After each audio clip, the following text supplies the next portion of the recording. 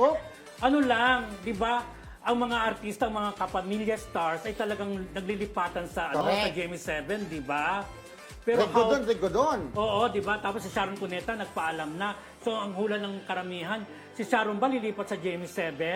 Di ba? Si Enrique Hill napabalita sa GMA7.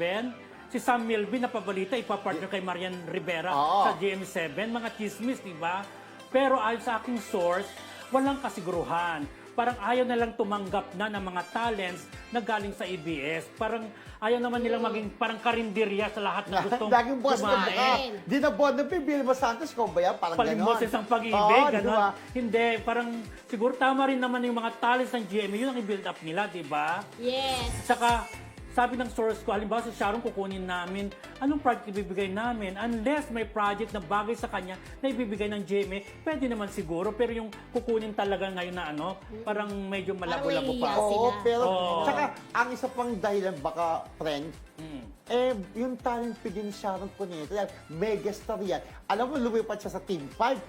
Ang talent fee niya, bilyon, di ba? Naalala niyo yun? Bilyon, di umano. So Okay. baka pwede ito. Teka, kukuha namin siya, baka opera kami ng bilyon, di namin kaya. At saka yun nga, wala daw may bibigay na show. Oo, Di ba? inulit mo Kung- lang. Hindi, yun nasabi. Wala Yung may bibigay. Kung Pero halimbawa, kung mayroon, okay. kung the Sharon Cuneta show, ilalagay doon. Teka lang, meron na kaming mga SOP, meron na kaming, ano ba yun? Sunday. Yun ang Sunday. Ang Sunday. Talaga. Hindi na kailangan pa namin Sharon Cuneta para sa variety show.